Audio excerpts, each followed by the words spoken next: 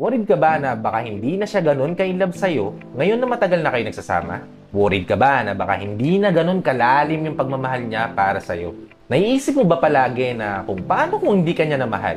Paano kung ipagpalit ka niya sa iba?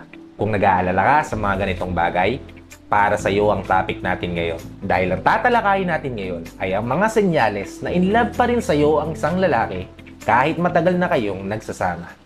What's up? Kamusta? Welcome back to my channel. Dito na naman ang iyong lingkod, Gary Opino. Kung bago ka pa lang sa channel ko, hit like, subscribe, and hit mo na rin notification bell para updated ka sa mga bago nating videos. So wala nang paligoy-ligoy pa, simulan na natin ang topic natin ngayon. Let's go!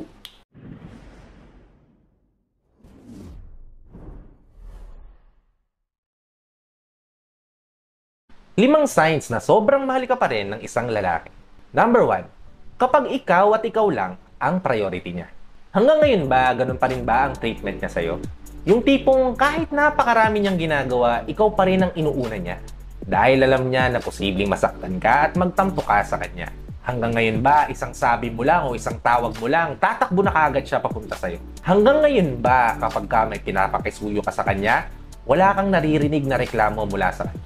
Kung ganyan na ikaw at ikaw ang palaging nangunguna sa listahan ng priority niya, malaki ang posibilidad na sobrang mahal ka niya. Kasi guys, ang mga lalaki, kapag importante ka para sa kanila, ikaw at ikaw lang ang uunahin niyan.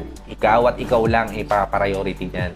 Kung may kailangan man siya tapusin o kailangan siyang unahin, sasabihin niya kaagad sa'yo para aware ka at alam mo at nagkakaintindihan kayong dalawa na hindi ka niya mapupukusan for a short period of time. Ganoon naman kasi talaga ang mga lalaking in love. May paparamdam niya sa'yo at mararamdaman mo talaga na ikaw yung mundo niya. At ikaw naman talaga ang mundo niya. Kaya kung ganyan ang partner mo sa'yo, kahit matagal na kayo nagsasama o matagal na kayo magkarelasyon, malaki ang posibilidad na ikaw at ikaw lang ang mamahalin niya sa mahaba pang panahon. Okay, proceed tayo sa ikalawa. Ikalawang senyales para malaman mo na in love pa rin sa'yo ang isang lalaki ay kapag hindi siya nagbabago at kagaya pa rin siya ng dati. Isa pang kapansin-pansin na trait ng isang lalaki kapag head over heels siya sa isang babae ay kapag consistent siya sa mga pangako niya sa'yo.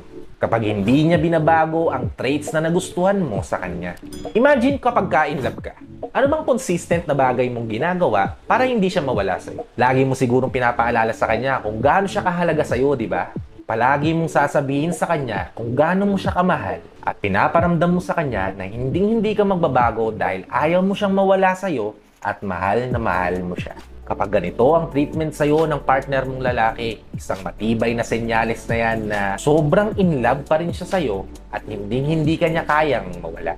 Okay, proceed tayo sa ikatlo. Ikatlong sign na sobrang mahal ka pa rin ng isang lalaki ay kapag hindi ka niya hinahayaang mapagod. Usually, di ba, kapag matagal na kayo magkarelasyon, nakakampante na kayo sa partner nyo, at hinahayaan na lang natin na sila na lang kumilos sa bahay. Hinahayaan na lang natin yung mga partner natin na gawin yung mga bagay na nakasanayan.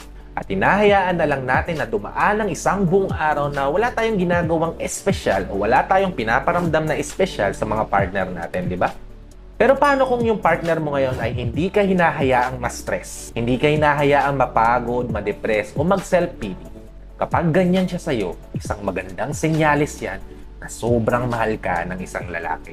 Kapag hindi ka kasi niya hinahayaang mapagod, di ba? Hindi mo mararamdaman yung pagka-depress o pagka-stress. Dahil kung hindi man niya hinahati yung trabaho para magkaroon ka ng time para sa sarili mo para makapagpahinga, siya na mismo lahat ng gumagawa para sa'yo.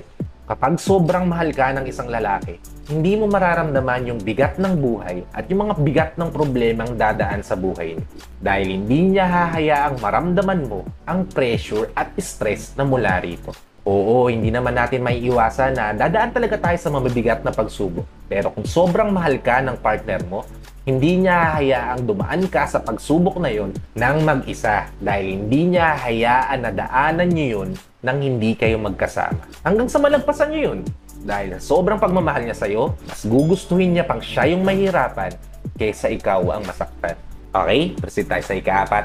Ikaapat na senyales na sobrang mahal ka pa rin ng isang lalaki ay kapag ikaw ang maganda sa mata niya kahit anong mangyari. Isa pang kapansin-pansin sa mga lalaking sobrang mahal nila yung partner nila kahit matagal na silang nagsasama ay yung laging nararamdaman ng babae na maganda siya sa mata ng partner niya.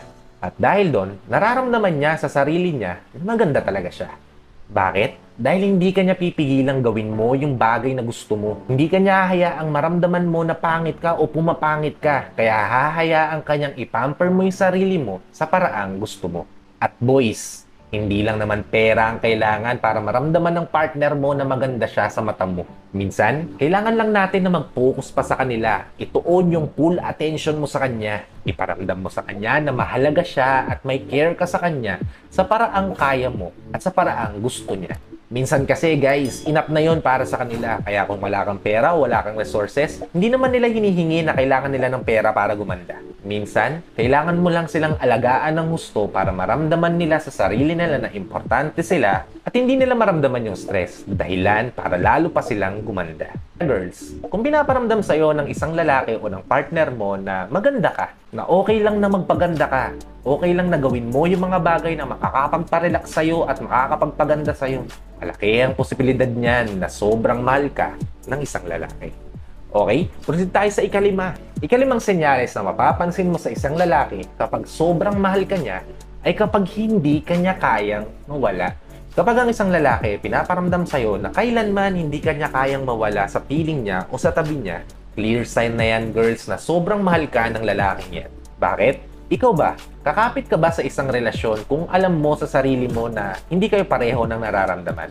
Mananatili ka ba sa tabi ng partner mo kung nararamdaman mo o pinaparamdam niya sa'yo na hindi ka importante para sa kanya? Siyempre hindi, di ba? Kaya kapag ang lalaki ay sobrang ini-insist niya na hindi ka niya kayang mawala sa tabi niya at gagawin niya ang lahat para hindi ka lang mawala sa kanya, isang malaki at malinaw na posibilidad niyan na sobrang mahal ka ng isang lalaki. Oo, lahat naman ng tao posibleng magbago. Pero kung ang magbabago ay yung pagtrato niya sa'yo at yung pagmamahal niya para sa'yo, malaki ang posibilidad na hindi ka na importante para sa kanya.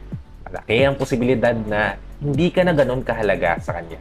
Pero kung isang lalaki ay consistent na ipinaparamdam sa'yo kung gaano kanya kamahal, wag na wag mo siyang hahayaang mawala. Dahil sa panahon ngayon, napakahirap na makahanap ng taong consistent at totoo. So yun lang. Maraming salamat sa panonood. Quick shoutout muna pala tayo. Shoutout kay Miss Junabeth Econar na watching from Bukidnon. Shoutout din kay Miss Carmen Espartero na watching from Kuwait. Shoutout din kay Miss Willia Palalos Torero at kay Sir Paulo Gusay na watching from Santa Cruz, Laguna. Shoutout din kay Miss Belinda Quinones na watching from Dubai. Shoutout din kay MB Rodriguez Felix na watching from KSA. Shoutout din kay Miss Irene Dampiganon na watching from Cagayan de Oro City. Shoutout din kay Miss Mel Sagaysay na watching from Kuwait. Kay Pearl Cappuccino at sa bahal niya na si Raymil na watching from Tarlac. Shoutout po sa inyo. Shoutout din kay Miss Dayan Orolfo at kay Miss Joy Felongco na watching from Kuwait. Shoutout po sa inyo, ma'am. Sa lahat ng OFW viewers natin at sa mga viewers natin dito sa Pilipinas na walang sawang nanonood at sumusubaybay sa channel ko, maraming salamat po sa inyo. Kung nagustuhan nyo yung video na yon, mag-iwan po tayo ng like. Malaking tulong po to sa channel ko. At pakishare na rin po sa mga loved ones nyo na nangangailangan ng ganitong tips, ideas, and advices para nakatulong na po kayo sa kanila. Nakatulong din po ako sa kanila. At ikaw, kung bago ka pa lang sa channel ko, hit like, subscribe, and hit mo na notification bell para updated ka sa mga bago nating videos. At kung isa ka sa mga gusto magpa-tone down ng katawan, magpa-sexy ng katawan, malaking tulong sa itong channel na to. Yan. Diyan sa channel niya ay gumagawa na rin tayo ngayon ng mga reaction video o yung mga kino-comment yung mga tanong na kailangan nyo ng kasagutan. Diyan nyo mahanap sa channel niya dahil gumagawa na kami ng collaboration diyan sa channel niya na posibleng makatulong sa inyo sa pang-araw-araw niyong buhay at makatulong sa iyo para mas maging better version ka ng sarili mo. Kaya pakisubscribe ang channel niya, makakatulong siya sa lifestyle mo, sa buhay mo, at syempre sa pagpapatone down mo ng katawan mo. Mahanap niyo yung video niya sa down section below ng bawat videos ko. So yun lang. Maraming salamat sa panonood. Sana magkita-kita pa tayo sa susunod na vlog. Ingat po kayo dyan palagi. God bless. Peace. Whenever your heart is broken.